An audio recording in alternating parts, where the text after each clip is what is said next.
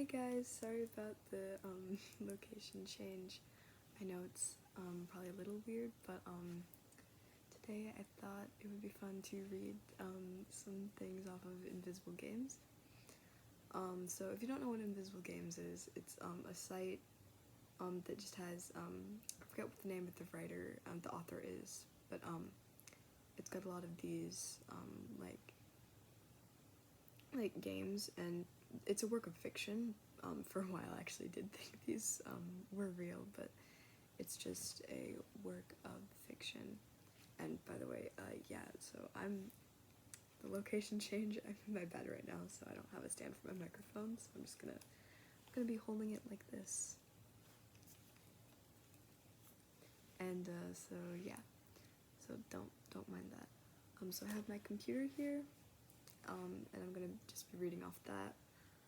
So my favorite one, and I won't be like giving any like specific like takes on these, maybe at the end, if I like decide to. I don't know. This is another unscripted video. I don't like to script stuff because it takes forever. So I'm just gonna be reading from the site. Also, check out this ring that I got. It's a $2 bill. I think it's really cool. Okay, anyways, so the one I want to read is the Lenentine cards. I think I'm saying that correctly. This one was published on November 12th, 2007. So this is an older site, and it's not, like, technically open, but you can find it if you search for, you can find Invisible Games, if you search for Kill Switch, Invisible Games, or just Invisible Games and scroll down until you see one that's titled Kill Switch, which is the original thing that got this site really popular. So, yeah, let's get right into reading it, shall we? Okay. The Lenentine cards. It has been the work of several successive archivists to determine the nature and structure of the Lenentine cards, the collection of which was complete by 2004 with little more idea how they were intended to be used than when their existence first surfaced in 1967, after the death of Godelive Lenentine. By the way, I'm like butchering that name. It's like Godelieve, and I don't exactly know how to say that, so I'm sorry. This is probably really weird. On November 12th, what can possibly be asserted is this. On November 12th, 1931, in Marseilles,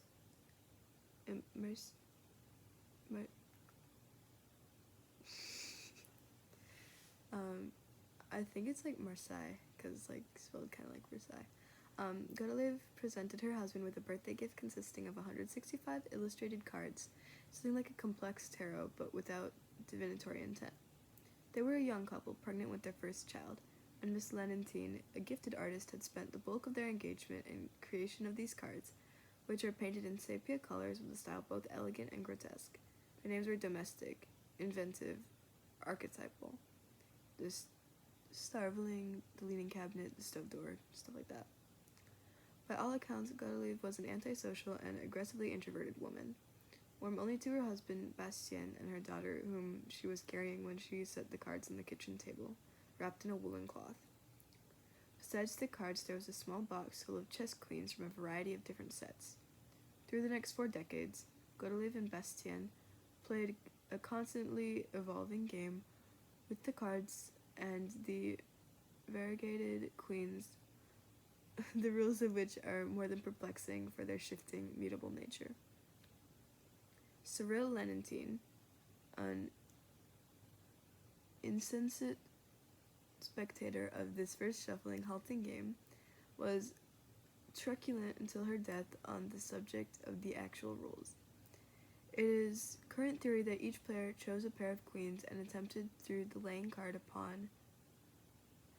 card upon card in a massive spiral to construct the story of which one might become the other. Cards could be played by opponents, it is assumed, against one another, halting or skewing in a spiral path.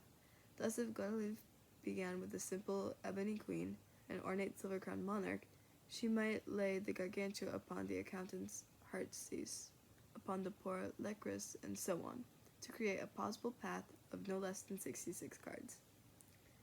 Though some schools speculate on the number was greater even than that, It took hours to play, even days, and tales that resulted were written in a large leather book and set aside with the family Bible.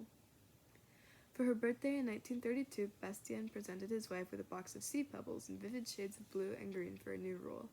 A pebble placed upon a card inverted its meaning exactly, so that the starveling became the satiated, and so forth. Thus it became a tradition between the two to present each other with new rules and cards upon each holiday, and the complexity of their play exploded into private language, as dizzying and vast as any arcane dialect. When Cyril reached the age of 8, she reports, her mother very solemnly took what was then a large and heavy carved box out of the closet and opened it, with all the ritual of mass, removing the cards, the queens, and the pebbles, the book, and by this time also the rings, the dice, the pens, and the kings. They had to purchase a new and enormous table to incorporate the ever-widening spirals of cards, and Cyril learned wide-eyed the new and enormous table to incorporate the ever-widening spirals of cards, and Cyril learned wide-eyed the new one with Cyril written along the bottom edge. When she was 12, the youngest of the Lenentine was allowed to create her first rule, which was, she reluctantly recorded, that the winner of the Christmas game could change any of the other rules that they wished. The world of the Lenentine house was circumscribed entirely by the secret game, each birthday, each new year punctuated by its forced evolution.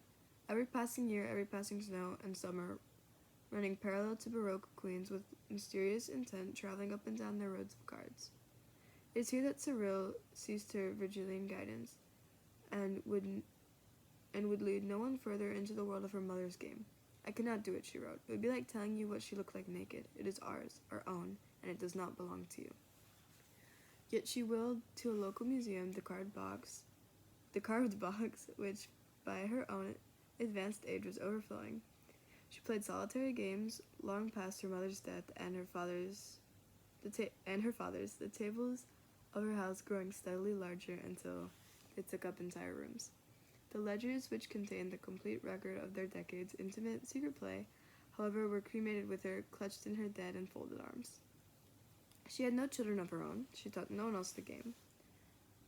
Like the tables, the museums which had acquired the Lenentine cards in batches and lots grew greater and greater until they reached their current home and reassembled in whole.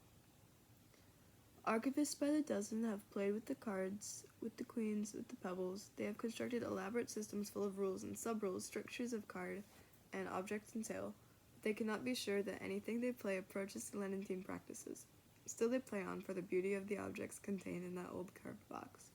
And because they say they cannot know if they stumble upon the real game or have already done so, and so every game they play is plausibly the original, and in the end forever they have faith.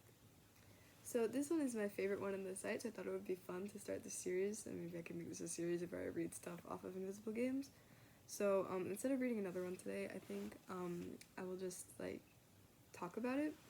So I'm super fascinated by these, and I really like this one specifically, and I'm actually currently trying to recreate it. I'm working on drawing cards and stuff for these, but yeah, I think this one was definitely my favorite because I just like the idea of having cards mixed with other stuff to create this super elaborate mysterious game. I don't really have much to say about it. I feel like this has said it all. I was really sad when I found out that everything on Invisible Games was a work of fiction, but yeah, so I mean, if you have any ideas or any theories about it, please leave those down in the comments, and I will see you in the next video.